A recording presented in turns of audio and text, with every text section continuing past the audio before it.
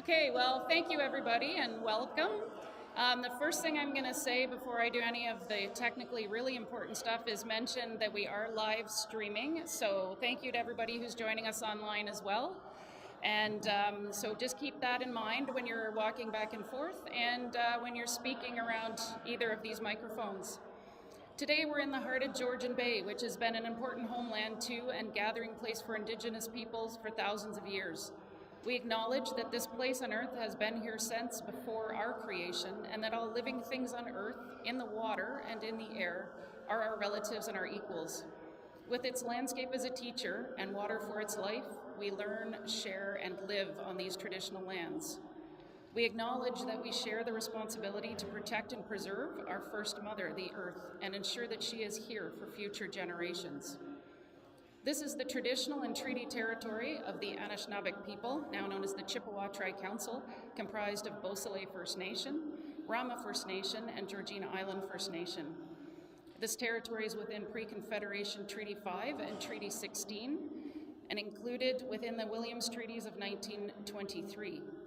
The heart of Georgian Bay was once the traditional territory of the Huron-Wendat and is now home of many Indigenous peoples, including the Anishinaabeg and many citizens of the Métis Nation of Ontario. We respectfully acknowledge that we are the stewards and caretakers of these lands and waters, and that we continue to maintain this responsibility to ensure their health and integrity for generations to come. So again, welcome and thank you. I'm Julie Cayley, the Executive Director for the Severn Sound Environmental Association. We're thrilled to be co-hosting this event today as part of the Lake Huron Georgian Bay Watershed Initiative. We are live streaming, like I mentioned, on YouTube, so welcome to all of you who are joining us online live as well. We have a great list of speakers. Many of you have probably noticed. I think there's a poster up by the registration, and they're going to share messages with you today, as are the people around the room, around communities and watershed action. So I think we should just get started, because those of you who know me know I'll just stay up here talking for myself. So our first speaker, I'm excited to welcome Justin Dumont. Justin is from Penetanguishene, an avid hunter and fisherman, and Justin is also a councillor on the Georgian Bay Métis Council. Justin, my pleasure to welcome you.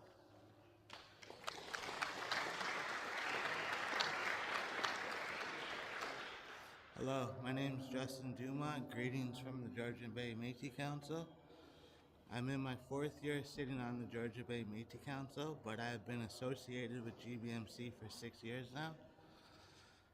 Before I joined council, I was a volunteer with Larry Ferris, who is chair of the Harvesters Committee. While working with Larry, he did many conservation projects with the Severn Sound Environmental Association. He was always organizing conservation projects to protect fish, nature, and wildlife for the greater good and to preserve for future generations. Once I joined the Georgian Bay Métis Council, it was my goal to become chair of the Harvesters Committee. I wanted to continue mine and Larry Ferris's dream of working with the Severn Sound Environmental Association to continue working together for the greater good of this land we all share. One of the projects I first worked on was the P5 bridge restoration in Copeland Creek. The Harvesters Committee donated $2,500 to help restore the bridge so that the water could flow and the fish could spawn. It was a huge success and a major accomplishment. Over the past couple of years, I have been in talks with Michelle Hudlin, and last year we purchased about 250 tree seedlings, and the same this year, another 250 tree seedlings that we gave out to Métis citizens to plant in their family homes. As the time progresses, I hope to work more closely with the Severn Sound Environmental Association to continue conservation projects to preserve for future generations. Miigwech.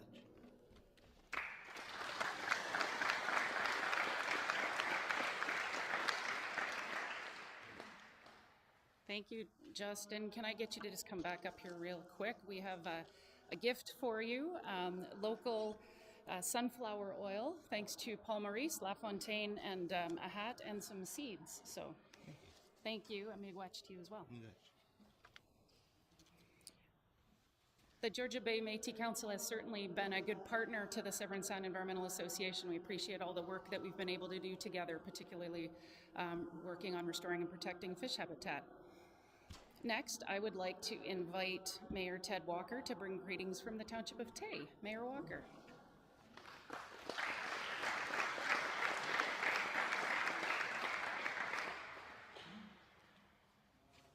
Good afternoon, everyone. I'm Ted Walker, and on behalf of the Township of Tay and most of our councils here today, if not all, and some of our staff as well. So we want to welcome you to our wonderful community, nestled here on the southern shores of Georgian Bay in Severn Sound. We are very proud of our community, not only for the natural resources and recreational opportunities it provides for many Ontarians, but also in the unique way we go about locally protecting these environmental features. Some of our more notable attractions, which are close by, include St. Marie among the Hurons, the Martyr Shrine, and of course, the Wye Marsh. Unlike most watersheds across Ontario that are protected by conservation authorities, this region, nearly 20 years ago, formed a one-of-a-kind partnership among local municipalities. Through a joint municipal service agreement, the Township of Tay, along with a number of other local municipalities, formed the Severn Sound Environmental Association.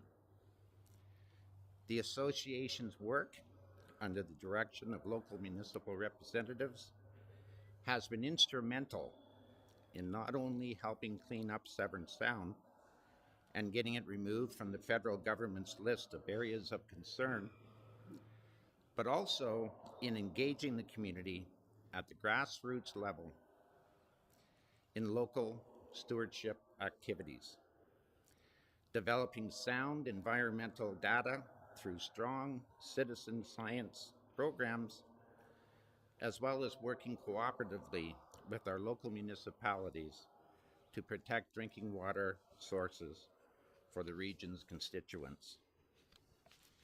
Our Severn Sound Environmental Association partnership remains unique here in Ontario, and we look forward to celebrating its 20th anniversary next year. We are very proud of our association, and especially our wonderful staff who you see throughout the facility today, who have provided the expertise, the guidance, and the hard work to enable us to achieve the successes we have achieved as an association, none of which we would have been able to do separately. Today's mini summit is an opportunity for all of us to network and learn from each other, the successes and challenges we have had in making Great Lakes Basin a better place to live, work, and play. I look forward to sharing Tay's experiences with all of you, our region's success in sustaining the Severn Sound Environmental Association partnership for nearly 2 decades. And when you can get that many municipalities agreeing for a length of time like that, the product must be pretty good. So again, thank you for visiting Tay. We hope you'll be able to enjoy some of our attractions and look forward to having you visit us again. Thank you.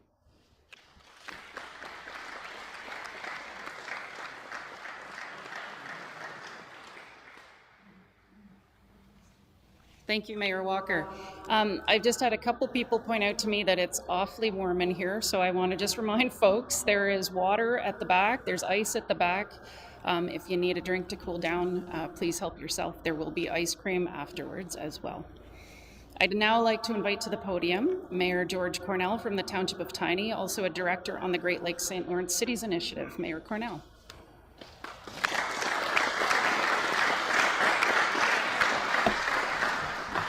Thanks very much, Julie. I heard the audio was a little off. Are we okay? You can hear me okay?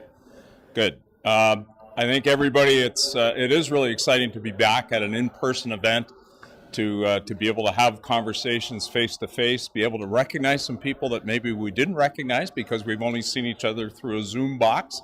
I know personally I've had that experience. And great to see some faces that I haven't seen in a while. So thanks for being here and thanks for joining us today. So good afternoon, bonjour, Annie. On behalf of the Board of the Great Lakes and St. Lawrence Cities Initiative and the Township of Tiny, it is my pleasure to join you today to celebrate our collective actions and the ongoing efforts by people like you to make our watersheds better places to live. The Great Lakes and St. Lawrence Cities Initiative is a binational coalition of over 80 American and Canadian mayors representing over 17 million people. Those of us involved in the initiative are committed to protecting and restoring the Great Lakes and St. Lawrence River Basin through collaboration between all levels of government in order to provide education and resources, as well as the promotion of sustainable, environmentally sound policies on water quality and quantity, infrastructure, and climate change. And the terminology Great Lakes and St. Lawrence Basin is something that the initiative has adopted over the last year and a bit, just recognizing that it's not just those municipalities that are physically located along the Great Lakes or along the St. Lawrence Seaway. It's those municipalities and those people that are living in the basin that are impacted by those water corridors, if you will. Over 9 million Ontarians rely on the Great Lakes and St. Lawrence River Basin for clean drinking water. In the Township of Tiny, we have over 70 kilometers of shoreline, and I can tell you from personal experience that fresh water is the lifeblood of not only the communities along the Great Lakes and St. Lawrence and its tributaries, but of all of us within this precious basin. Representing 20% of the world's fresh water, this natural resource drives our economies, nurtures our lifestyles, and is a key ingredient to the social fabric that make us all proud to be Ontarians, Canadians, and North Americans. With this in mind, the County of Simcoe, along with the Township of Tiny, Town of Collingwood, Wasaga Beach, Penetanguishene, and Tay are not only members of the Great Lakes and St. Lawrence Cities Initiative, but are dedicated partners. A recent survey of municipalities along the Great Lakes and St. Lawrence River found that 95% of respondents were concerned about coastal issues facing their communities. In response to this, the strategic priorities for the initiative call for investment in the Great Lakes and St. Lawrence River restoration, water infrastructure, modernization, and coastal resilience to help shoreline communities safeguard drinking water. Recently, the Great Lakes and St. Lawrence Cities Initiative Board adopted its Canadian federal priorities to help set the agenda for the year, identifying several themes to be brought forward to the Government of Canada.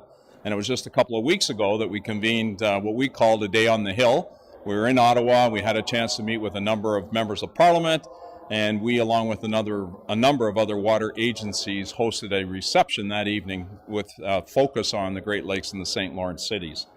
So with that, I'm going to walk you through briefly the priorities that have been identified. So first, the priority includes implementation of a Canada Water Agency to support long-term viability of the Great Lakes and St. Lawrence River Basin and the communities it sustains. This would be done by providing leadership in science and research in the areas of water quality, coastal processes, water levels, nutrient management, and other human impacts on freshwater resources.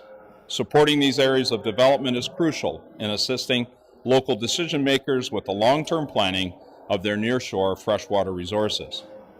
We've asked the federal government to ensure that municipalities in the Great Lakes St. Lawrence Basin have a voice in the ongoing development of the Canadian Water Agency's activities. We've also called on the Government of Canada to leverage federal resources and tools to support climate adaptation for coastal communities in the basin. This can be accomplished through the establishment of a joint office of shoreline, climate change, adaptation, and resilience. This office would facilitate the development and implementation of climate adaptation and resiliency plans at the local and regional levels, again for communities in the Great Lakes and St. Lawrence Basin.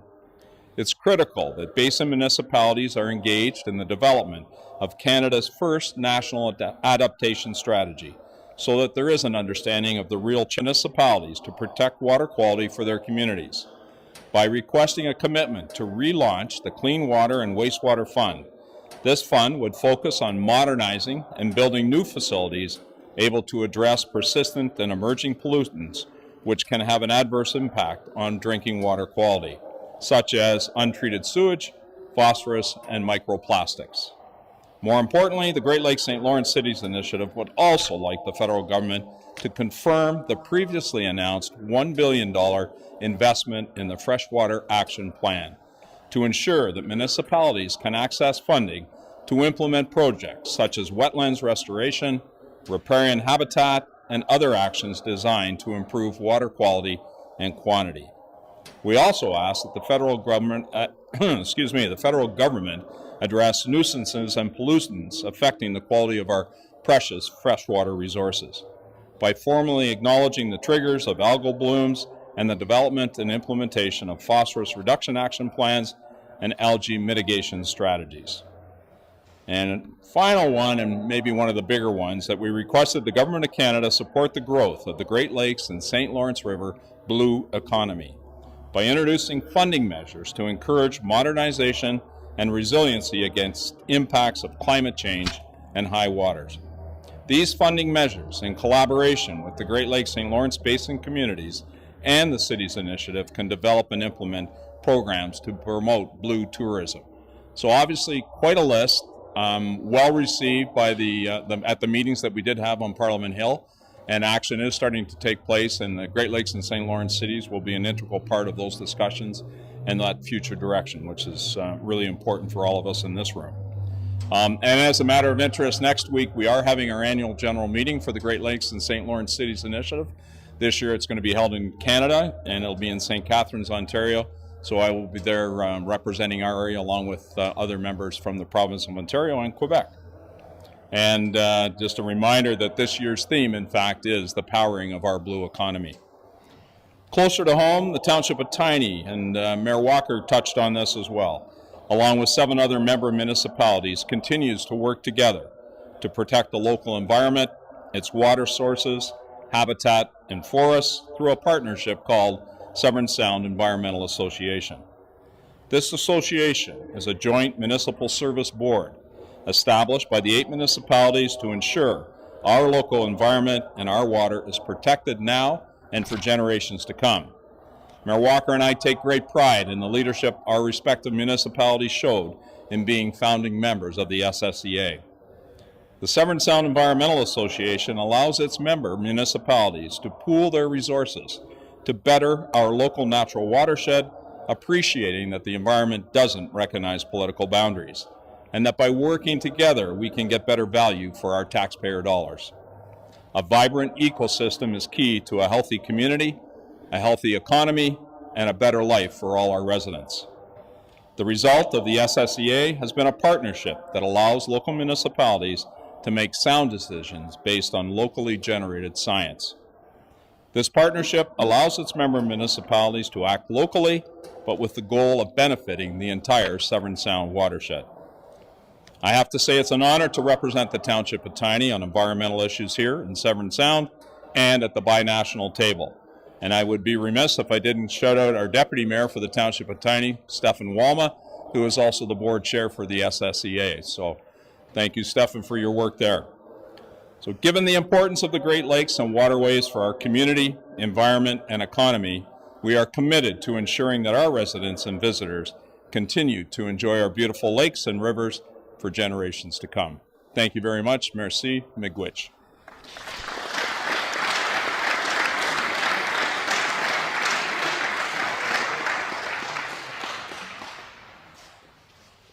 Thank you, Mayor Cornell and Mayor Walker, and the rest of our members here. Thank you for your municipal leadership. That's certainly where the rubber hits the road in a lot of the work that we do and that you're going to hear about as well today.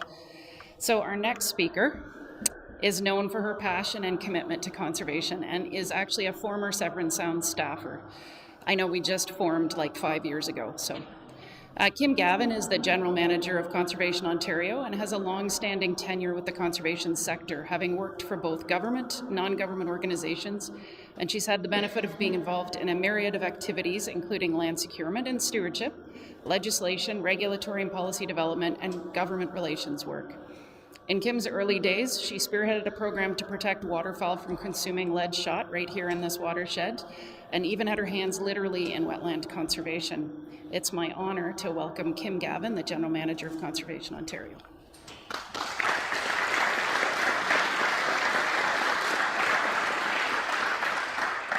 Thanks very much, Julie. It's a real pleasure to be here today, to be part of this celebration. As Julie indicated, I did work for the Severn Sound Environmental Association when it was still known as the Severn Sound Remedial Action Plan back in 1996 to 1998. I've been working with Conservation Ontario for 9 years now, and I have 10 more days. Some of you may have heard that I've decided to try that retirement thing. So this is probably my last chance at a podium, so I better make it good. Anyway, over the course of my career, I have had the opportunity of working with many organizations like SSEA that were involved in community watershed actions, and I'm pleased to share with you some of my thoughts today. As I reflect on the over 30 years in the conservation sector, I can't help but reflect on both the good and the bad. I've seen the ebbs and flows of activism, I've seen the ebbs and flows of funding, and I've seen the ebbs and flows of political support. We're often required to change course, either by our own decisions or decisions that are made for us. We have to be nimble enough to pivot, depending on the circumstances that are thrown our way. But do we pivot for the wrong reasons? Do we move away from our long-time priorities to grab that pot of funding? We most certainly do, because that's how we survive. Is there fragmentation, duplication, and overlap of activities? Absolutely. But this is one area where I would suggest that we've made significant progress. Sometimes cooperation is required by a funder. I know that when I worked with the Oak Ridges Moraine Foundation, we required groups to come together and work together as opposed to 20 of them coming forward for the same pot of money to do the same thing. And sometimes cooperation is brought on simply by our own organizations because we recognize that singularly we can't accomplish all that needs to be done, but collectively we can. We all know that Great Lakes water quality is facing unprecedented growth and development and requires a commensurate investment to increase the scale, scope, and intensity of our efforts. When I started with Conservation Ontario in 2013, it was all about the low water levels. And shortly thereafter, it was all about the high water levels. And we all know that flooding and erosion negatively impacts Great Lakes water quality and our shoreline ecosystems and habitat. Conservation authorities like SSEA are involved in a number of programs such as the Healthy Lake Huron and Lake Erie Action Plans. And like SSEA, we also work with municipalities, community groups, and landowners to implement best management practices that improve water quality, quantity, maintain soil health, and protect drinking water. But this work doesn't get done for free, and it all boils down to the F word, and that would be funding. When I started my career back in the late 80s, funding for the environment was still pretty high, and I thought, wow, I've got a pretty good gig here. There was lots of money and there was lots of good stuff happening, but it just seemed over the years that it started to wane a little bit more, and there was less and less funding. I'm starting to see a little bit of glimmer of hope, but there's no question that further investment is needed in these community watershed actions, and that this funding shouldn't be what I always refer to as the Baskin-Robbins flavor of the day funding. So the short-term funding, or it has a certain niche with it or name to it, or it's the same pot of funding and they've re-announced it and called it something else again. Let's get some long-term, multi-year sustainable funding. It enables momentum to be built, and it makes sure that the community action can occur. Great Lakes funding is my understanding for year one. We have some under the Freshwater Action Plan has been committed with an expectation for future funding, but will it be enough? And don't get me wrong, I'm grateful for all the funding that we get, but there's tendencies for it to be in dribs and drabs, and sometimes it makes it really difficult to effectively get the work done to see positive change. Call me a visionary or call me simply naive, but it's my hope that one day that environment will be at the top of that funding chart again.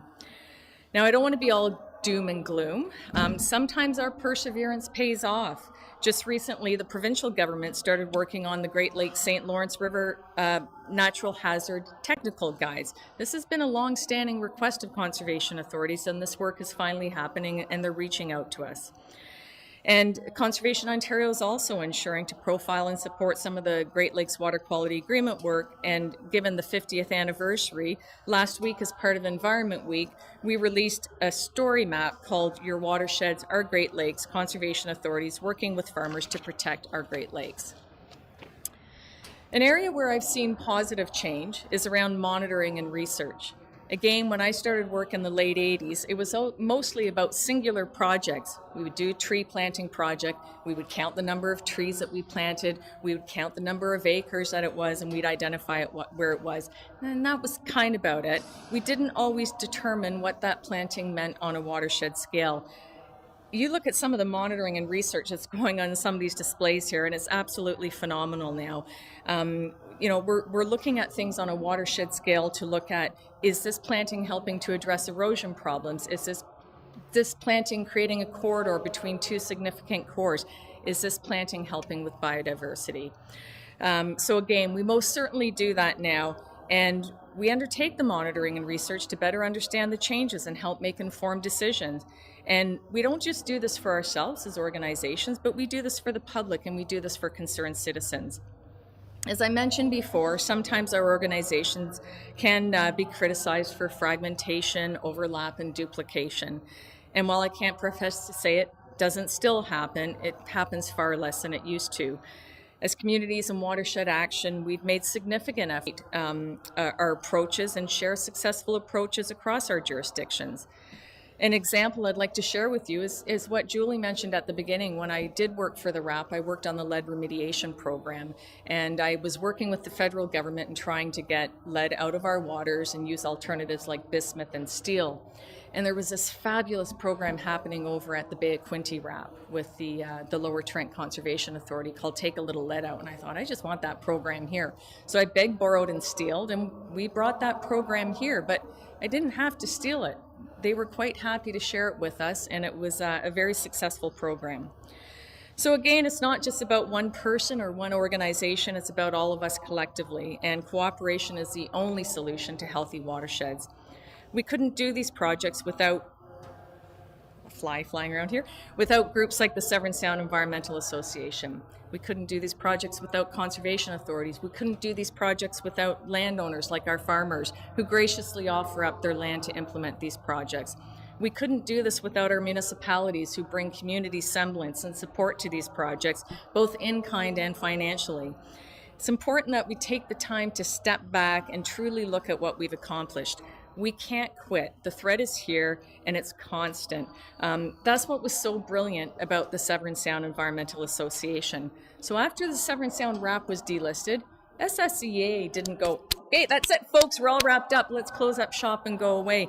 They continued the work, and they're continuing to ensure that Severn Sound doesn't experience the degradation that it had previously. And they continue with their targeted actions, they continue with the monitoring and research, and they continue with the adaptive management. So again, I talk about my role in lead remediation, and part of my role was trying to look at ways to get lead out of our wetlands because our majestic trumpeter swans were digesting the lead and they were dying of lead poisoning. And so as I had mentioned, part of it was trying to work with, be it federal or provincial governments to make these changes. And that program was one of the threats that was identified on the Severn Sound RAP. Was the RAP delisted because we were successful with that lead remediation program? Most certainly not. The RAP was delisted because of the Julie Caleys who worked with the Dave Ritchies on their farms to do stream remediation. It was the Paula Medills who were out there doing benthic work and doing that monitoring and research. It was the Lex McPhails who were doing the GIS work and helping us determine where our targeted actions were. It was the Michelle Hoodlins doing stewardship work, and it was the Keith Sherman trying to keep us all together, which was difficult at times, but he did. So again, It was the conservation authorities, the local, regional, and provincial stakeholder groups who we often partnered with to accomplish important tasks. It was the federal and provincial governments who provided funding, often as a result of a local politician who fought for that funding. And it was the municipal governments who stood behind all of these projects. It wasn't just me, it was all of us collectively. I guess the moral of my story is that no matter how small your contribution may feel, to work with the different communities on behalf of the federal and provincial governments on the Lake Huron Georgian Bay Community Action Framework. And I am now going to read Sarah Smith's notes from Huron County. Sarah Smith is a planner from Huron County, and one of the reasons Julie and I thought that her talk would fit in well is we've been hearing a lot about how there are different organizations that take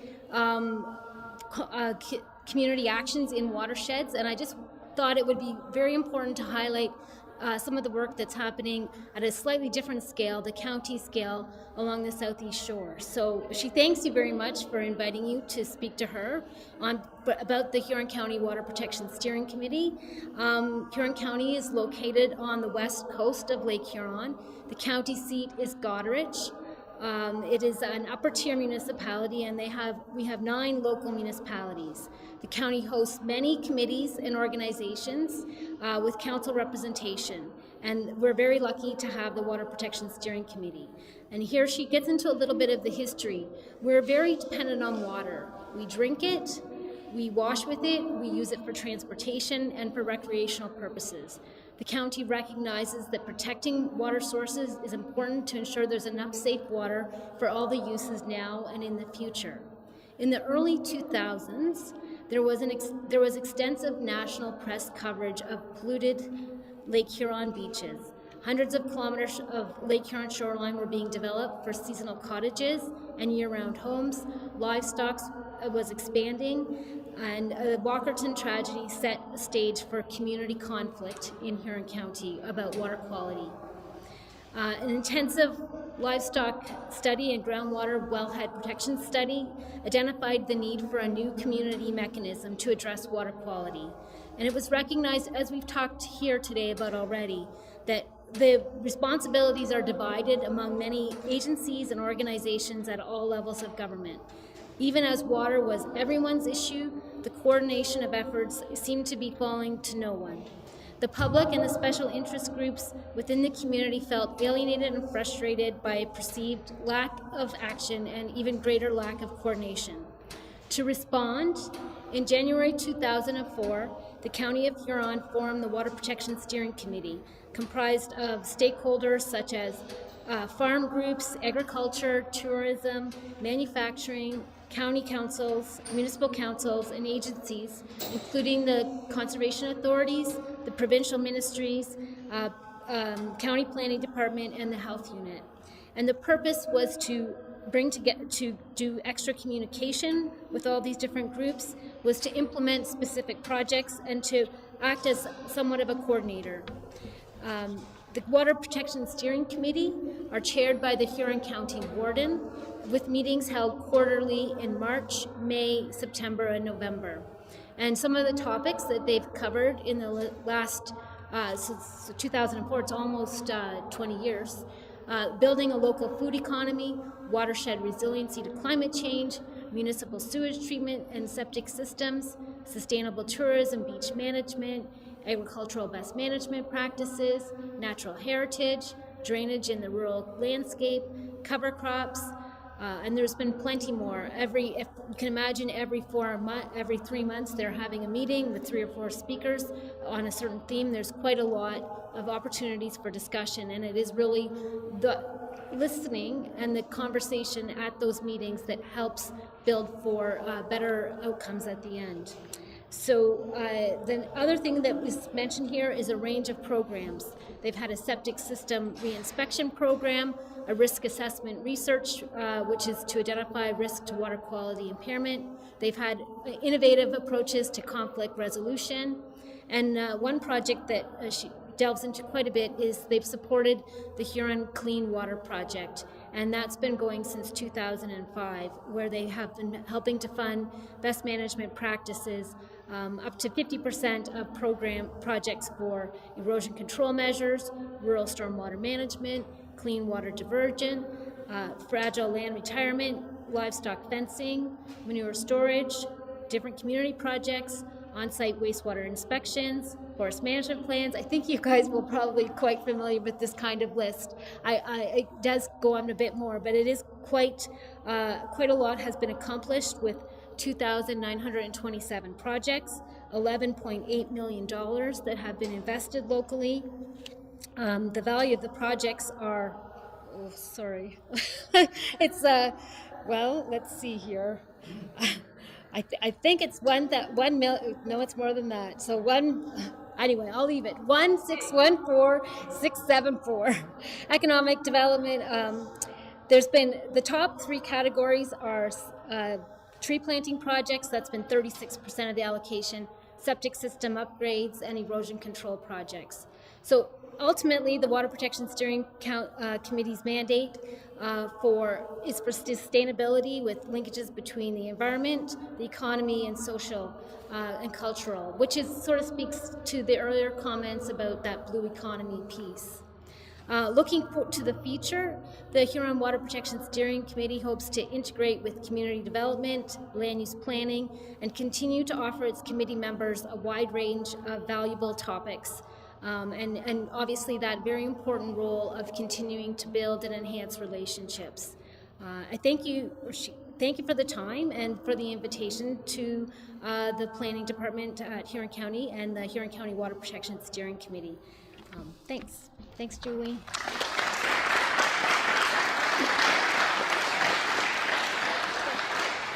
I'll make sure that gets back to Sarah. That's actually for you.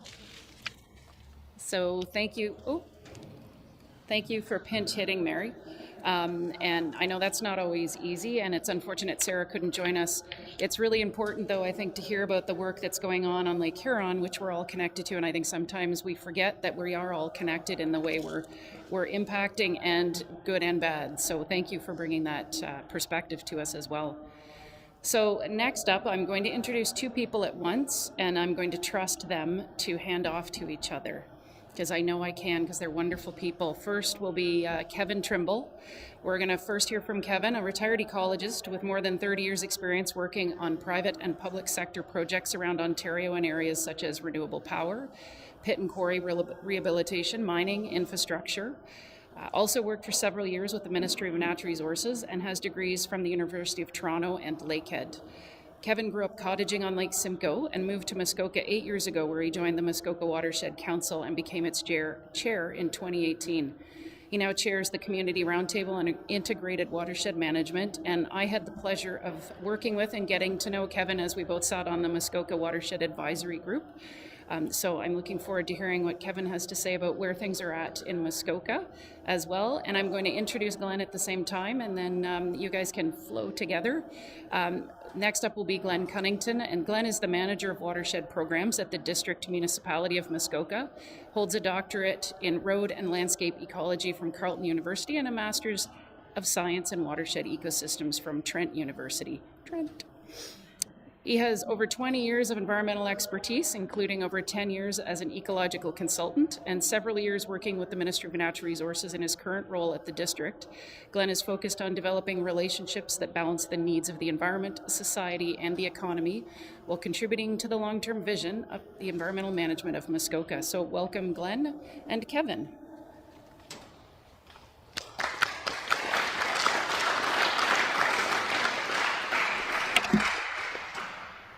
See if I can raise this a little tiny bit. Can you hear me okay? I knew you would. Thanks very much. We're thrilled to be here today, and thrilled Julie invited us. How many times have you heard the name Julie today in these talks? I've got a couple in here. As Julie said, I'm a past chair of the Muskoka Watershed Council, and I'm a current director on the council. We have a number of things in parallel or in common with the Severn Sound Environmental Association, and the biggest is Georgian Bay. The Muskoka Watershed Council covers, one watershed But we're starting, and we're starting to use it as an ecosystem unit for managing water and land use at home. But we've also been learning that, ecosystems go beyond watershed boundaries. And there's an awful lot of ecological processes and functions that transcend. And every ecosystem is a part of a bigger ecosystem. And so we all have Georgian Bay in common. And I can't think of anywhere else in Ontario over my 35-year career where our economies and our livelihoods are so tightly tied and dependent on a high-quality environment, as some of the previous speakers mentioned. And so I think it's great to see us all here today and with common groups around the edges of Georgian Bay. Another thing we have in common with the Severn Sound Environmental Association is our 20-year anniversaries. The MWC just celebrated ours, and I'll give an advance congratulations to your group on yours coming up soon. So the MWC is an independent non-profit environmental group. We are not a lobby group. We focus on evidence-based interpretation of science. Bringing science to the street is one of the main tools we like to say we use, and we exist as a collaboration between community stakeholders and the District of Muskoka. We also develop science-based programs to help understand our watersheds more and bring education in. And we also develop policy positions for municipal governments to use in improving land use governance. The Watersheds Council's primary area is a 5,100 square kilometer Muskoka River watershed running from Algonquin Park down into Georgian Bay through the Moon and Musquash rivers. The council itself is made up of about 35 or 40 members, and we have representatives from environmental groups, school groups. We have elected municipal members, business community reps, and academia. The MWC recently incorporated, along with coming up on our 20-year anniversary, and we've restructured our board of directors. So unlike the Severn Sound Environmental Association, the MWC has the District of Muskoka as its single prime sponsor and collaborator. So we have 2 directors from the district who are elected councillors appointed to us, and 7 directors elected from our own membership. We have many projects on the go, and I was excited to hear about blue-green algae here today. One of them is blue-green algae. But our biggest and probably our most ambitious program is Integrated Watershed Management, or IWM. And we began discussing it probably in 2017 or 2018. And coincidentally, we had a stewardship conference on it in 2019 that coincided with the peak of the big bad floods that came through in that year. And then since then, we published a couple of white papers for primarily our municipal clientele that are on our website, and you can see that at the back over there. At the same time that was going on, the province, and Julie hinted at this, announced a $5 million initiative for watershed projects in the Muskoka River system. And Julie and I were appointed to a minister's advisory committee to primarily come up with recommendations on projects that could be done with that money. Our watershed has 17 municipalities in it, 13 of them local and 4 upper tier municipalities. We don't have a conservation authority, and we don't have any single governing body to oversee or manage floods or land use or consistency between all those municipalities. So we're in the process right now of forming a community roundtable, and we've started bringing all of our municipalities in as members to what we hope will be a collaborative along with local business sector leaders and community stakeholders. The idea being to provide comment on the initial sets of projects that are running, primarily from the district, and you'll hear more about that in a minute, but also to develop sort of common visions and endorse an action plan to move forward with watershed management in the system. Part of this involves a governance study, which we've now initiated, and we've been very lucky to have Julie as someone that we can bend the ear of on the history and structure and evolution of the Severn Sound Environmental Association, because I think it's the only other model that comes close to what we're trying to develop in Ontario, although we're looking around North America and Europe for other examples right now as well.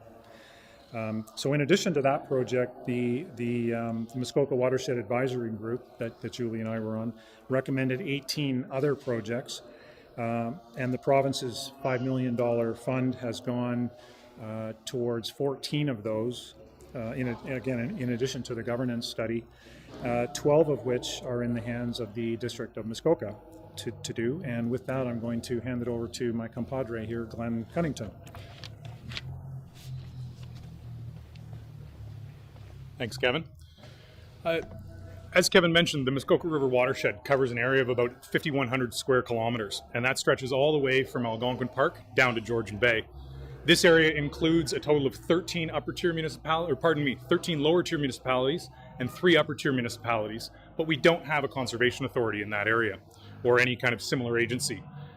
Within the watershed, there's approximately 6,800 kilometers of shoreline. That's the equivalent of getting in your car in Ottawa, driving all the way to Calgary and coming back. So we have just a ton of lakes throughout the watershed. And as I mentioned, all the water that moves through our watershed ends up down in Georgian Bay eventually. The District of Muskoka has been working alongside Muskoka Watershed Council for the past 20 years. And part of my role at the district is to work alongside that committee to deliver a suite of environmentally focused projects. On a day-to-day basis, these projects include things like shoreline assessment and stewardship projects. There is shoreline renaturalization programs, long-term water quality monitoring in 164 lakes. Like many areas around Lake Huron and Georgian Bay, the Muskoka River watershed is facing immense pressures from things like increased development, severe weather events from climate change, increased contaminants in the form of nutrients and road salt and those types of variables, invasive species, loss of habitat for species at risk, and shoreline erosion. And rightly so, our local residents are concerned about that. They're raising questions about water quality, water quantity management, as well as the impacts of flooding. And so in the last 10 years, one of the reasons that has really triggered those questions to arise is that we have experienced in the Muskoka River watershed 3 100-year storm events, which, of course, in 10 years, it's quite a bit in a very short period of time. And those events have led to significant damage for private property as well as municipal infrastructure. So as a response to that, as Kevin mentioned, there was a sizable block of funding that became available to the district. And through the recommendations of the Muskoka Watershed Advisory Group, the district was awarded 12 technical projects. And those technical projects are designed to describe the existing conditions within the watershed. This is really one of the first steps of an integrated watershed management process. We need to understand what we have before we can understand how we're going to manage it and where we're going to go with it. So these 12 technical projects, they fall into several categories. The first group is really focused on flooding. We've got a project that is mapping floodplains within the watershed. And this is really important because it's identifying the extent of where those 100-year storm events should hit. And it provides us with information that will help us for future development policy. We're also creating a hydrologic model of the watershed. And that model will allow us to understand how water moves through the watershed, where flooding might originate, and the conditions under which we might experience floods. It also lets us identify areas that are providing flood attenuation or are helping to absorb extra flows when we have those high rainfall events. The watershed also contains a total of 42 structures, those water control structures, and 10 hydroelectric generating stations. The management of those features is all done through the Muskoka River Water Management Plan. And that management plan really describes how those structures should be operated. But it's important to note that none of those structures are designed for flood attenuation or flood control. Historically, they were really designed for the lumber industry and moving logs through the Muskoka River watershed down to Georgian Bay, where a lot of the mills were. So they don't have the ability to necessarily provide flood attenuation. But we have a project that's looking at whether or not there might be revisions to that plan that would allow us to operate those structures slightly differently and potentially provide a little more flood capacity. In addition, we also have a project that's focused on identifying both green and gray engineering options that would help us to increase flood resiliency and minimize the impacts of those extreme weather events. Remaining projects that we have, there's some that are focused on better understanding the natural features and functions within the watershed. And to this end, we've got a project that's looking at a natural capital inventory. And it's improving our mapping of wetlands, vegetation communities, vernal pools, and species occurrences. And all of this information will help us to better identify significant wildlife habitat areas and other features that will be important for planning policy. As I mentioned previously, the watershed overlaps with quite a few upper and lower tier municipalities. So as part of these projects, we're also doing a land use policy review, where we'll be comparing and contrasting the various policies across those municipalities, really to get a bit of an idea of how similar are they, how different are they, because that information will be really important as we move forward with a watershed scale plan. Finally, a portion of the project are aimed at better understanding many of the local and social and economic elements that are occurring in the watershed. These are focused on things like watershed health indicators, water quality indicators, public access, and erosion. And the hope is that these projects will help to provide direction for long-term comprehensive monitoring within the watershed to track changes over time and to track health. For integrated watershed management to be effective, of course, as Kevin mentioned, it's really important that we have input from the public and we have that public engagement side. So as part of this, the district is working alongside Muskoka Watershed Council, of course, with the Community Roundtable. And the Community Roundtable is serving a very important function for us in that it gives us an opportunity to bring forward our projects and get public input. As well, the Community Roundtable provides a really important opportunity to extend educational initiatives out to not only various business sectors, stakeholders, and rights holders, but also our local residents. Finally, we have engaged local experts and technical specialists to form 3 task forces. And these task forces are focused on water quality, water quantity, and terrestrial ecosystems. And basically what we've done is these task forces have helped us as district staff who aren't necessarily well versed in every single aspect that we might want to be, to have a good resource of very knowledgeable individuals to help answer technical questions and help develop scopes of work for these projects. The technical projects and the work associated with them will be wrapping up starting later this summer and will be all completed by November of this year. And with the completion of those technical projects, the role of public engagement will become all the more important. As we start to shift away from our existing conditions, we start looking at what other gaps we might have in our knowledge and trying to figure out what our path forward. That community roundtable and the public engagement will be key for us moving forward. So, thank you all.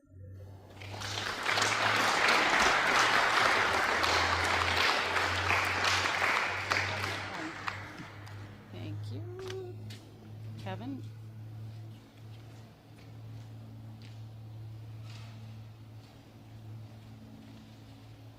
Well, thank you both very much. It's great to hear a perspective from our neighbors in Muskoka, and another model of collaboration and communities working together and taking their own approach. The other thing I keep thinking about while everybody's been talking is the fact that we're all connected and all of our organizations are connected in some way, even if we don't think we are, and that really we're all either downstream or upstream of somebody. So we really need to think about that in the actions we take and the work that we do. I would now like to call or invite, I guess, my colleague Mary back up to help us wrap things up, and then we're going to have our board chair do the final wrap up. Mary, I just want to say too, because I won't get the last word, which will hurt me, is how much we really appreciate you choosing this area to be one of the geographical areas to do a live in-person event, and of course online. We welcome you online as well, but doing a hybrid event has been a really great opportunity. So thank you for that, and I will hand the mic to you.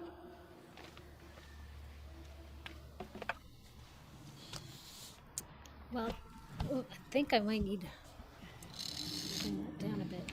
Thank you, Julie. You've been a tremendous host. This place looks amazing. It was really great for you to bring all of these folks together, and all the work your staff did. It's really quite remarkable. So I just want to thank you very much. And for the folks that came today and the folks online, I'm really grateful for people's time. I know June is a very busy time, and I know that people really made a big effort. So I especially wanted to acknowledge some of the displays around. We have Nottawasaga Valley, Grey Sabo, Georgian Bay Biosphere Reserve, Georgian Bay Forever. We have Ontario Federation of Agriculture is here. Muskoka Council is here. So certainly please, when you get up, please do take some time to speak to some of these folks that have put some time into coming here together. I also want to thank very much the funding that goes behind pulling together different communities around the lake to come together once in a while. And Kim mentioned how she kind of, one of her early projects, she kind of stole from another area and brought it to the Severn Sound area. And it is really those opportunities when different organizations can come together in person and kind of get into a discussion where we can learn what we're doing and try to do this work in different areas. I don't have a silver bullet kind of answer for what did I hear today. I think I heard probably a lot of the same things you heard. I hear this piece about the watershed perspective. The watershed is at the lake. It is at the source. It is in both of those places at the same time. And there's a shared responsibility. That shared responsibility can also lead to nobody's responsibility. And we can think like that. We can all think of our individual actions, and that is important. All of our individual actions are going to make that difference at the end of the day. But it's also that very important word that we also heard a lot about today, and that's that community organization and communities coming together and working as communities.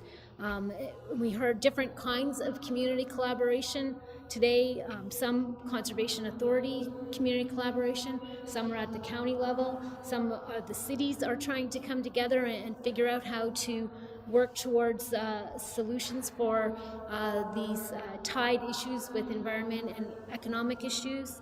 I just think that those are some really important things that were talked about today. I know that the challenges sometimes seem numerous and the solutions sometimes out of reach, but we did hear a lot about solutions today, and even the last speakers with their watershed scale plans, and those ecosystem pieces are important, but as well are those integrated economic pieces that perhaps also need to be not just at the end of the day, but as you go through that watershed planning perspective, what are those economic pieces so that those pieces are going along together at the same time, both economy and ecological issues. So I think those are the things I heard. And I think, I don't know if we have a little bit of time for any of the speakers for some questions, but maybe, actually we're gonna have one more thanks, and then we'll have some time for questions, I believe.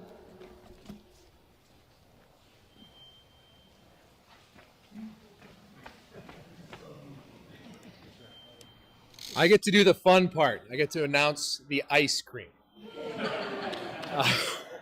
and the thank yous. So first off, everyone, thank you so much for being here today on behalf of the board. Your participation is much appreciated. This is a super important thing. We all need to get out and learn more about what we can do. So I encourage everyone to visit all the displays, meet all the experts, ask crazy questions, ask stupid questions, and learn something new today. The next one I want to thank, and this is going to be a challenge. Julie gave me this great list with it was a speech included that my phone died. So what we're going to do now is there's no way I could name all of the stakeholders, and by that I mean our elected officials in the room today. So Your Worship, Mayor Cornell, Your Worship, Ted Walker. Thank you very much. I think I saw Your Worship, Mike Burkett. Thank you for joining us today. Can I get all of the elected officials in the room to stand up, please?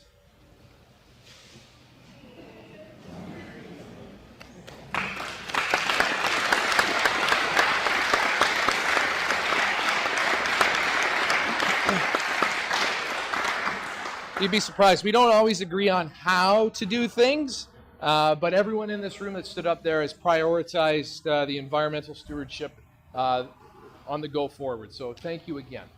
Thank you to our presenters today, all the displays from Lake Huron Georgian Bay Watershed. As I said, please go and look at all of the displays and learn something today.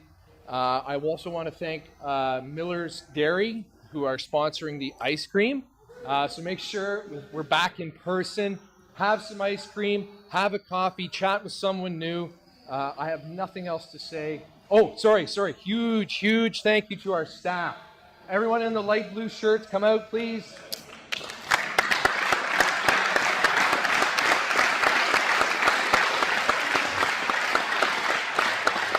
And of course, Mary from ABCA, Oswald Bayfield Conservation Authority. Couldn't have put this together without you guys. You're amazing. Thank you. Can